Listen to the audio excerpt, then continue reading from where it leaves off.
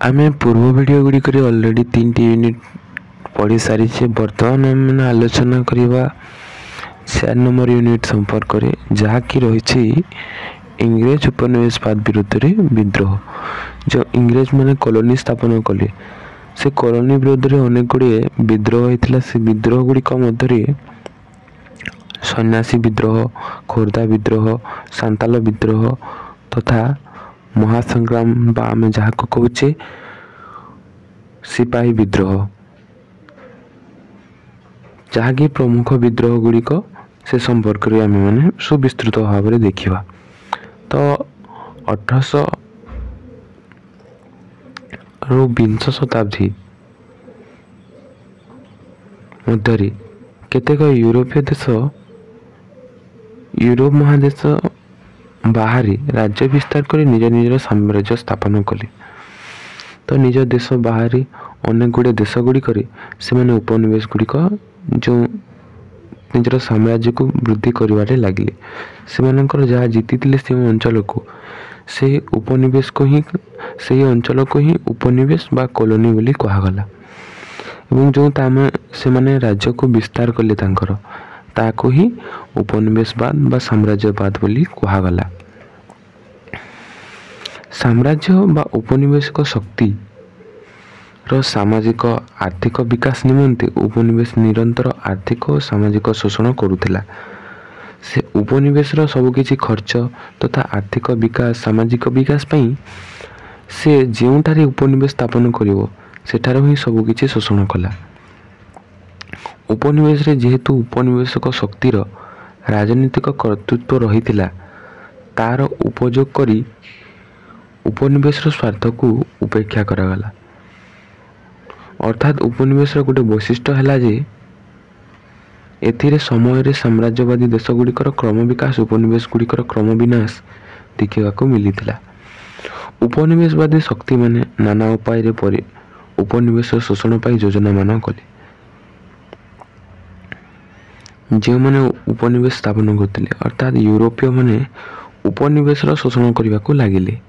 उपनिवेश समाज रे प्रचलित नीति परंपरा को भंग कले, रीतिनीति परंपरा को भंग कले और बंदूक देखाई समस्त को आधुनिक अस्त्र शस्त्र देखी भयभीत करने को लगिले।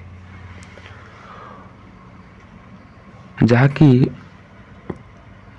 20 शताब्दी इंग्लैंड ठारू सबुठारू बड़ उपनिवेशवादी शक्ति भाव में उभा है एवं भारत है सेतेबेले अधिक आयतन विशिष्ट उपनिवेश कहार ना इंग्लैंड रो। इंग्रेज ईस्ट इंडिया कंपनी माध्यम इंग्लैंड रे राज्य जय करी से गुड़िक उपनिवेश परिणत करुला। 1757 रो पलासी युद्ध केबे होता ना 1757 सिराजुद्दौला एवं रॉबर्ट क्लाइव मध्य यह होता। जहाँकि इंग्रेज मानकर प्रथम मूलदुआ आम कहीपर प्रथम युद्ध प्रथम पाद भी आम कहीपर प्रशासन क्षेत्र भारत में 100 वर्ष मध्य 1757 1857 महाविद्रोह मध्य कंपनी भारतर समग्र अंचल को निजर अधिकारभुक्त करथिला एवं परवर्ती समय कंपनी सबु क्षमता ब्रिटिश सरकार को चलीगला बा राणी को हाथ को चलीगला।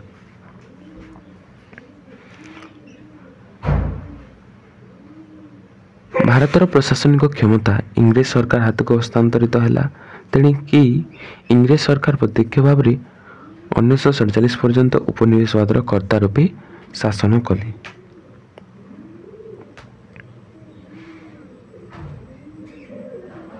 यही इंग्रेज मानक शोषण नीति जो अनेक गुड़े सामाजिक क्षेत्र में आर्थिक क्षेत्र में बहु शोषण करने फल 1857 महासंग्राम है। 1757 पलासी युद्ध रे इंग्रेज मानक बंग अधिकार कले। सिराजुद्दौला को परास्त करी सेठारे उपनिवेशवाद प्रवर्तन है। स्थानीय राजन्य और आंचलिक वर्गर कर्तृत्व लोप पाइला। जो माने सेठारे शासन करथिले ଆଧିପତ୍ୟ ହ୍ରାସ ହେଲା ଏବଂ ଇଂରେଜମାନଙ୍କ ଶାସନ ଆରମ୍ଭ ହେଲା। ତାଙ୍କ ଉପରେ ଆଶ୍ରିତ ପ୍ରଶାସନିକ ବର୍ଗ ଓ ସେନା ମଧ୍ୟ ଜୀବିକା ହରାଇଲେ। ଯେଉଁମାନେ ସେମାନଙ୍କ ଅଣ୍ଡରରେ କାମ କରୁଥିଲେ ସେମାନଙ୍କର ଜୀବିକା ହରାଇଲେ ତଥା ପ୍ରଶାସନିକ ବର୍ଗମାନେ ନିଜ ଚାକିରିକୁ ହରାଇ ବସିବାରେ ଲାଗିଲେ। ରାଜସ୍ୱ ବୃଦ୍ଧି ହେବାରୁ ପ୍ରଜାବର୍ଗଙ୍କ ଦାରିଦ୍ର୍ୟ ବଢ଼ିଲା। ସୂର୍ଯ୍ୟାସ୍ତ ଆଇନ ବଳରେ ଖଜଣା ଜମା ପାଇଁ ନିଶ୍ଚିତ ଦିନ ଧାର୍ଯ୍ୟ ହେବାରୁ ତହିଁରେ ରିହାତି ନ ମିଳିବାରୁ ନିର୍ଦ୍ଧାରଣ ଦିନ ରାଜସ୍ୱ ପୈଠ ପାଇଁ ଜମିଦାରୀ ଓ ଜମିଦାରମାନଙ୍କ ଅଧିକ ସୁଧରେ ସାହୁକାର ଓ ଜମିଦାରମାନଙ୍କ ପାଖରୁ ଋଣ ନେବାକୁ ବାଧ୍ୟ ହେଲେ, ଯାହାଫଳରେ ସେମାନଙ୍କର ଜମିଦାରୀ ନିଲାମ ଚାଲିଯାଉଥିଲା। ଏଠାରେ କେବଳ 4ଗୋଟି ଆଦ୍ୟ ବିଦ୍ରୋହ ସମ୍ବନ୍ଧରେ ଚର୍ଚ୍ଚା କରାଯାଇଛି। ସେଗୁଡ଼ିକ ହେଲା ସନ୍ନ୍ୟାସୀ ବିଦ୍ରୋହ 1763ରୁ 1800 ମଧ୍ୟରେ ହୋଇଥିଲା ଏବଂ ଖୋର୍ଦ୍ଧା ବିଦ୍ରୋହ ଯାହାକୁ ଆମେ କହୁଛେ ପାଇକ ବିଦ୍ରୋହ ଯାହାକି 1817ରେ ହୋଇଥିଲା ଏବଂ ସାନ୍ତାଳ ବିଦ୍ରୋହ ଯାହାକି 1855 ଓ 56 ମଧ୍ୟରେ ହୋଇଥିଲା ଏବଂ ପ୍ରଥମ ସ୍ୱାଧୀନତା ସଂଗ୍ରାମ ଯାହାକି 1857 ମହାବିଦ୍ରୋହ ହୋଇଥିଲା 1857 ମସିହାରେ। ଏହି ବିଦ୍ରୋହ ଗୁଡ଼ିକୁ ସ୍ୱତନ୍ତ୍ର ଭାବରେ ଦେଖିହେବ। ପୁଣି ସେଗୁଡ଼ିକ ମଧ୍ୟରେ ଅନ୍ତର ସମ୍ବନ୍ଧକୁ ମଧ୍ୟ ଅନୁଶୀଳନ କରିହେବ।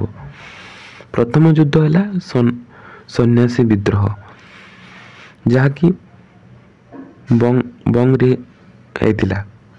1757 ମସିହାରେ ବଙ୍ଗ ଅଧିକାର କରିବାରୁ 1760 ଦଶକରେ କମ୍ପାନୀ ହାତକୁ ଦେୱାନୀ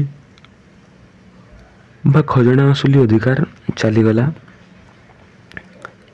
ଏହା ଅନ୍ୟମାନଙ୍କ ସହିତ ସନ୍ନ୍ୟାସୀ ମାନଙ୍କର ଜୀବନଚର୍ଯ୍ୟାକୁ ମଧ୍ୟ ପ୍ରଭାବିତ କଲା। ତେଣୁ ସନ୍ନ୍ୟାସୀମାନେ ବଙ୍ଗର ମୁର୍ଶିଦାବାଦ, ଜଲପାଇଗୁଡ଼ି, ବୀରଭୂମି, ମଦିନାପୁର ତାର ପାଖ ଅଞ୍ଚଳ ବିଦ୍ରୋହ କଲେ। ଯେହେତୁ ସବୁ ଦେୱାନୀ ବା ରାଜସ୍ୱ ସଂଗ୍ରହ ଭୂ ରାଜସ୍ୱ ସଂଗ୍ରହ ସବୁ କମ୍ପାନୀ ହାତକୁ ଚାଲିଗଲା, ତେଣୁ ଜଲପାଇଗୁଡ଼ି, ବୀରଭୂମି, ମେଦିନାପୁର ଆଦି ଅଞ୍ଚଳ ଗୁଡ଼ିକ ଲୋକମାନେ କ'ଣ କଲେ? ବିଦ୍ରୋହ କଲେ, ଯାହାର ପୃଷ୍ଠଭୂମିରେ ବିସ୍ଥାପିତ ଜମିଦାର ପ୍ରଜାବର୍ଗ ପ୍ରଚ୍ଛନ୍ନ ସମର୍ଥନ ରହିଥିଲା।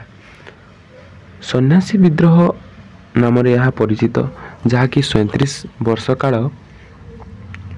କାଁ ଭାଁ ଲାଗି ରହିଥିଲା। ଇଂରେଜ ରାଜସ୍ୱ ବିରୁଦ୍ଧରେ ଆଦ୍ୟତମ ସାମାଜିକ ବିଦ୍ରୋହ ବା ସିଭିଲ ରିଭୋଲ୍ଟ ବୋଲି ଆମେ କହିପାରିବା ବା ମନେ କରାଯାଇଥାଏ। ହିନ୍ଦୁ ସମାଜରେ ସାଧୁ ସନ୍ଥଙ୍କୁ ସନ୍ନ୍ୟାସୀ ବୋଲି କୁହାଯାଉଥାଏ। ଠିକ୍ ସେହିପରି ଭାବରେ ମୁସଲମାନରେ ଯେଉଁ ରହିଥାନ୍ତି ସେମାନଙ୍କୁ ଫକୀର ବୋଲି କୁହାଯାଇଥାଏ। ସନ୍ନ୍ୟାସୀ ବିଦ୍ରୋହରେ କିଛି ସଂଖ୍ୟାରେ ଫକୀର ମଧ୍ୟ ଅନ୍ତର୍ଭୁକ୍ତ ବା ସମ୍ପୃକ୍ତ ଥିଲେ, ସେମାନେ ମଧ୍ୟ ଏଥିରେ ଯୋଗ ଦେଇଥିଲେ। ମାତ୍ର ପ୍ରମୁଖ ଭୂମିକା ରହିଥିଲା ଦଶନାମା ନାଗା ସନ୍ନ୍ୟାସୀ ମାନଙ୍କର। କାହାର ଭୂମିକା ରହିଥିଲା ନା ଦଶନାମୀ ନାଗା ସନ୍ନ୍ୟାସୀ ମାନଙ୍କର। ପାରମ୍ପରିକ ଭାବରେ ନାଗା ସନ୍ନ୍ୟାସୀମାନେ ଗୋଷ୍ଠୀବଦ୍ଧ ହୋଇ ଗୋଟିଏ ସ୍ଥାନରୁ ଅନ୍ୟ ସ୍ଥାନକୁ ସେମାନେ ଯାତ୍ରା କରନ୍ତି, ସେମାନେ ଭ୍ରମଣ କରୁଥାନ୍ତି। ସେହିଭଳି ମୁସଲିମ ସୁଫି ସମ୍ପ୍ରଦାୟମାନେ ମଧ୍ୟ ସୁଫି ପୀରଙ୍କର ମଜାର ପୀଠକୁ ଗୋଷ୍ଠୀବଦ୍ଧ ଭାବରେ ଯାତ୍ରା କରିଥାନ୍ତି। ସେମାନଙ୍କର ଗୋଷ୍ଠୀବଦ୍ଧତାକୁ ଇଂରେଜମାନେ ସନ୍ଦେହ ସୃଷ୍ଟି କଲେ, କାହିଁକି ନା ସେମାନେ ଯଦି ଗୋଷ୍ଠୀବଦ୍ଧ ହେବେ ନିଶ୍ଚିତ ଭାବରେ ଲୁଟପାଟ କରିବେ ବୋଲି ସେମାନେ ଆଶଙ୍କା କଲେ। ସେଇ ନାଗା ସନ୍ନ୍ୟାସୀମାନେ ଯାତ୍ରା କଲାବେଳେ ଭୋଜନ ପାଇଁ ଗ୍ରାମୀଣ ଜମିଦାର ଓ ଧନାଢ଼୍ୟ ବର୍ଗ ଉପରେ ନିର୍ଭରଶୀଳ ରହୁଥିଲେ। ଅନେକ ସମୟରେ ଧର୍ମ ଆଳରେ ଦାନ ଦକ୍ଷିଣା ଦେବାକୁ ସେମାନେ ଲୋକଙ୍କୁ ବାଧ୍ୟ କରୁଥିଲେ। ସାଧାରଣତଃ ଜମିଦାର ଓ ଅନ୍ୟ ସମ୍ଭ୍ରାନ୍ତ ବର୍ଗ ନିଜର ସାମର୍ଥ୍ୟ ମତେ ସନ୍ନ୍ୟାସୀମାନଙ୍କୁ ଆପ୍ୟାୟିତ କରିବା ସନ୍ତୁଷ୍ଟି ଅନୁଭବ କରୁଥିଲେ। ଅନ୍ୟପକ୍ଷରେ ପ୍ରାପ୍ତ ଦାନକୁ କେତେକ ନାଗା ସନ୍ନ୍ୟାସୀ ମୋଟା ସୁଧରେ ଋଣ ରୂପରେ ନିବେଶ କରିବାର ମଧ୍ୟ ଅଭିଯୋଗ ଥିଲା। କେତେକ ନାଗା ସନ୍ନ୍ୟାସୀ ସାହୁକାର ମଧ୍ୟ କାମ କରୁଥିଲେ। ସାହୁକାରର ତ ଦଶନାମା ନାଗାମାନେ କ'ଣ କରୁଥିଲେ? ବୁଲି ସେମାନେ ଅନେକ ଗୁଡ଼ିଏ ଜମିଦାର ଧନାଢ଼୍ୟ ବ୍ୟକ୍ତି ଉପରେ ଖାଇବା ଉପରେ ନିର୍ଭର କରୁଥିଲେ। ସେମାନଙ୍କୁ ଡାଉଟ୍ କଲେ ଯେ ସେମାନେ ମୋଟାମୋଟି ସୁଧର ଋଣ ରୂପରେ ନିବେଶ କରୁଥିଲେ ବା ସେମାନେ ସାହୁକାର ଅଛନ୍ତି ବୋଲି ସେମାନେ ଡାଉଟ୍ କଲେ ବା ସନ୍ଦେହ କଲେ। କମ୍ପାନୀ ହାତକୁ ବଙ୍ଗର ଅଧିକାର ହସ୍ତାନ୍ତର ହେଲା ପରେ ସାମାଜିକ ସ୍ଥିତିରେ ଅନେକ ପରିବର୍ତ୍ତନ ଦେଖାଦେଲା। ତଥା ସମୟରେ ଅନେକ କିଛି ପରିବର୍ତ୍ତନ ଦେଖାଦେଇଛି ଏବଂ 1765 ମସିହାରେ କମ୍ପାନୀ ନିଜ ହାତକୁ ରାଜ୍ୟର ଦେୱାନୀ ବା ରାଜସ୍ୱ ଅସୁଲି ଅଧିକାର ନେଇଯାଇଛି। ଫଳରେ ଜମିଦାରମାନଙ୍କ ଆର୍ଥିକ ସମ୍ପନ୍ନତା ଲୋପ ପାଇଯାଇଛି ଏବଂ ସେମାନେ ନାଗା ସନ୍ନ୍ୟାସୀମାନଙ୍କୁ ଦାନ ଦେବା ପାଇଁ ଅସମର୍ଥ ପ୍ରକାଶ କରିଛନ୍ତି। କେତେକ ଦେବାଳିଆ ଜମିଦାର ଗିରଫ ହେବା ଭୟରେ ନାଗା ସନ୍ନ୍ୟାସୀମାନଙ୍କର ଆଶ୍ରୟ ନେଇଛନ୍ତି। କେତେକ ଜମିଦାରମାନେ ପୁଣି ଗିରଫ ହେବା ଭୟରେ କାହାର ଆଶ୍ରୟ ନେଇଛନ୍ତି ନା ଦଶନାମା ନାଗା ସନ୍ନ୍ୟାସୀମାନଙ୍କର ଆଶ୍ରୟ ନେଇଛନ୍ତି। ଉଦ୍ଦେଶ୍ୟ କ୍ଷୁଧା ଦାଉରୁ ତାଙ୍କ ପିଲାମାନଙ୍କୁ କ୍ଷୁଧା ବା ଭୋକ ଦାଉରୁ ରକ୍ଷା ପାଇବା ପାଇଁ ସେମାନଙ୍କୁ ସଂରକ୍ଷଣ ଦେବା ପାଇଁ କହିଛନ୍ତି। ଅର୍ଥାତ୍ କମ୍ପାନୀ ରାଜୁତିରେ ନାଗା ସନ୍ନ୍ୟାସୀମାନଙ୍କର ସଂଖ୍ୟା ବୃଦ୍ଧି ପାଇଲା, ମାତ୍ର ସେମାନଙ୍କ ଜୀବିକା ସ୍ରୋତ ହ୍ରାସ ପାଇଲା। ପୁଣି ସେମାନେ ସରକାର ସନ୍ଦେହ ଚକ୍ଷୁରେ ରହିଲେ। ସେଥିରୁ କଳହ ସ୍ଥିତି ଉପଜିଲା, ଯାହାଫଳରେ ବିଦ୍ରୋହ ସୃଷ୍ଟି ହୋଇଛି। ସନ୍ନ୍ୟାସୀମାନଙ୍କର କମ୍ପାନୀ ପ୍ରଶାସନ ସହ କଳହ ପ୍ରତ୍ୟକ୍ଷ ହେବା ପଛରେ ଆଉ ଏକ କାରଣ ରହିଛି। ସେ ଅଧିକାଂଶ ଆଧୁନିକ ଶିକ୍ଷିତ ଇଂରେଜ ପ୍ରଶାସନଙ୍କ ଦୃଷ୍ଟିରେ ସନ୍ନ୍ୟାସୀମାନେ ହେଲେ ଏକ ଶ୍ରମକୁଣ୍ଠ ଗୋଷ୍ଠୀ, ଯିଏ ପରଜୀବୀ ଭଳି ସମୟରେ ଆଶ୍ରିତ ରହନ୍ତି, ଅନ୍ୟ ଉପରେ ନିର୍ଭର କରନ୍ତି। ଫକୀରମାନଙ୍କ ବିରୁଦ୍ଧରେ ମଧ୍ୟ ସମାନ ଅଭିଯୋଗ ରହିଲା। ସନ୍ନ୍ୟାସୀ ଫକୀରଙ୍କ ଚରିତ୍ର, ବିଚିତ୍ର ବେଶଭୂଷା, ଚାଲିଚଳଣିକୁ ମଧ୍ୟ ଇଂରେଜ ଶିକ୍ଷିତ ବର୍ଗ ପସନ୍ଦ କରୁନଥିଲେ। ଏହି ଫକୀର ତଥା ସନ୍ନ୍ୟାସୀମାନଙ୍କର ଚାଲିଚଳଣି, ବେଶଭୂଷାକୁ ସେ ଇଂରେଜମାନେ ପସନ୍ଦ କରିଲେ ନାହିଁ। ଅନ୍ୟପକ୍ଷରେ ସନ୍ନ୍ୟାସୀମାନଙ୍କ ଗତିବିଧିରେ ପ୍ରଶାସନିକ ହସ୍ତକ୍ଷେପକୁ ସହ୍ୟ କରିପାରିନଥିଲେ ଏହି ଇଂରେଜମାନେ। ଫଳରେ 1763ରେ ପୋଲିସ ଓ ସନ୍ନ୍ୟାସୀମାନଙ୍କ ମଧ୍ୟରେ ସ୍ଥାନେ ସ୍ଥାନେ ଗଣ୍ଡଯୁଦ୍ଧ ଦେଖିବାକୁ ମିଳିଲା। ତ ଏହି ପୋଲିସମାନଙ୍କ ମଧ୍ୟରେ ଓ ସନ୍ନ୍ୟାସୀମାନଙ୍କ ମଧ୍ୟରେ ଯୁଦ୍ଧ ହେବାରେ ଲାଗିଲା। କେତେକ ସ୍ଥାନରେ କମ୍ପାନୀ ପୁଲିସର ଶକ୍ତି ଥିଲା ଆଧୁନିକ ଶସ୍ତ୍ର, ତ ଅନ୍ୟ ପକ୍ଷରେ ସନ୍ନ୍ୟାସୀମାନେ ବଣ ଜଙ୍ଗଲ ରାସ୍ତା ସହିତ ପରିଚିତ ଥିଲେ। ଗୋଷ୍ଠୀବଦ୍ଧ ଭାବରେ ବିଚରଣ କରୁଥିଲେ। ଅତର୍କିତ ଭାବରେ ସେମାନେ ସରକାରୀ ଦଳ କଳ ଉପରେ ଆକ୍ରମଣ କରିପାରୁଥିଲେ। ଯେତେବେଳେ ପାଇଲେ ସେତେବେଳେ ସେମାନେ କ'ଣ କରୁଥିଲେ, ଆଟାକ୍ କରିଦେଉଥିଲେ। ଏହି କାରଣ ପୋଲିସର ମଧ୍ୟ ସେମାନଙ୍କ ପ୍ରତି ଭୟ ଟିକେ ରହୁଥିଲା। 1771 ମସିହାରେ କମ୍ପାନୀ ସରକାରଙ୍କ ଅତିଷ୍ଠ ହୋଇ ବିଭିନ୍ନ ସ୍ଥାନରେ 150 ଜଣ ସନ୍ନ୍ୟାସୀକୁ ଫାଶୀ ଦେଇଥିଲେ। 1771ରେ 150 ଜଣ ସନ୍ନ୍ୟାସୀକୁ ଫାଶୀ ଦେଇଥିଲେ। ଲୋକଙ୍କ ମନରେ ସରକାରଙ୍କ ପ୍ରତି ଭୟ ସଞ୍ଚାର କରିବା ଲାଗି ଫାଶୀ କାଠର ସନ୍ନ୍ୟାସୀମାନଙ୍କର ଶବକୁ ଦିନ ଧରି ଝୁଲେଇ କରି ରଖିଲେ। ଏହାପରେ 1773ରେ ସନ୍ନ୍ୟାସୀମାନେ ଅଧିକ ଉଗ୍ର ହେଲେ ଓ ଗ୍ରାମୀଣ ସମାଜ ମଧ୍ୟ ସନ୍ନ୍ୟାସୀମାନଙ୍କ ବିଦ୍ରୋହ ପ୍ରତି ଅଧିକ ସହାନୁଭୂତି ହେଲେ। ଯଦିଓ ସରକାର ପ୍ରତି ଭୟ ଲାଗି ରହିଥିଲା, ତଥାପି ମଧ୍ୟ ସେମାନେ ବିଦ୍ରୋହ କରିବାରେ ଲାଗିଲେ।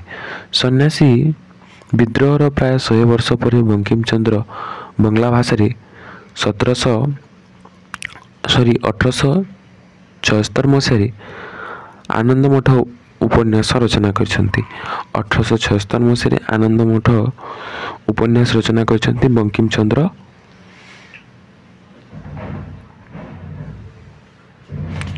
ଉପନ୍ୟାସର ମୁଖ୍ୟ ଆଧାର ଥିଲା ସନ୍ନ୍ୟାସୀମାନଙ୍କ ବିଦ୍ରୋହ। ସନ୍ନ୍ୟାସୀମାନେ ନିଜ ବିଦ୍ରୋହ ସମ୍ପର୍କରେ ବିଶେଷ କିଛି ତଥ୍ୟ ଛାଡ଼ି ଯାଇ ନଥିଲେ। ତଥାପି ମଧ୍ୟ କେତେକ ଇଂରେଜ ଦଲିଲରେ ଜଣାପଡ଼ିଥାଏ ଯେ ଏହି ବିଦ୍ରୋହ ସମ୍ପର୍କରେ। ଏଭଳି ସ୍ଥିତିରେ ଆନନ୍ଦମଠ ଉପନ୍ୟାସ ଖୁବ୍ ଉପଯୋଗୀ ସିଦ୍ଧ ହୋଇଥିଲା। ବିଦ୍ରୋହ ପ୍ରେରଣାଦାୟୀ ଦିଗକୁ ଅନୁଭବ କରି ହୁଏତ ଉପନ୍ୟାସ ପୁସ୍ତକ ରଚନା କରିଥିଲେ, ତଥାପି ମଧ୍ୟ ଆଇନ ପାଳନ କରୁନଥିଲେ ଏକ ଡକାୟତ ଦଳ, ବ୍ୟାପାରୀ, ତୀର୍ଥଯାତ୍ରୀ ଏବଂ ବିଶୃଙ୍ଖଳା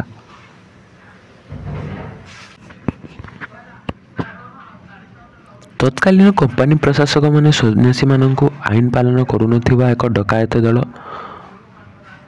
ବ୍ୟାପାରୀ, ତୀର୍ଥଯାତ୍ରୀ ଏବଂ ବିଶୃଙ୍ଖଳା ଭିକ୍ଷାକାରୀ ଆଦି ନାମ ଦେଇଥିଲେ। କ'ଣ ଗୋଟେ ଡକାୟତ ବୋଲି କହୁଥିଲେ, ବ୍ୟାପାରୀ, ତୀର୍ଥଯାତ୍ରୀ ବୋଲି କହୁଥିଲେ ତଥା ବିଶୃଙ୍ଖଳା ଭିକ୍ଷାକାରୀ ବୋଲି ମଧ୍ୟ ନାଁ ଦେଇଥିଲେ। ଏହାର ବିପରୀତ ଆନନ୍ଦମଠ ଉପନ୍ୟାସରେ ସେମାନଙ୍କୁ ବଙ୍କିମଚନ୍ଦ୍ର ତ୍ୟାଗ ସାହସର ପ୍ରତୀକ ବୋଲି କହିଛନ୍ତି। ଏହା उपनिवेश सृष्टि और उपनिवेशवाद विरोध में दृष्टि देता औपचारिक पार्थक्य को दर्शाई था जहाँकि आनंद सन्यासी विद्रोह 1763 ରୁ 1800 मध्य होता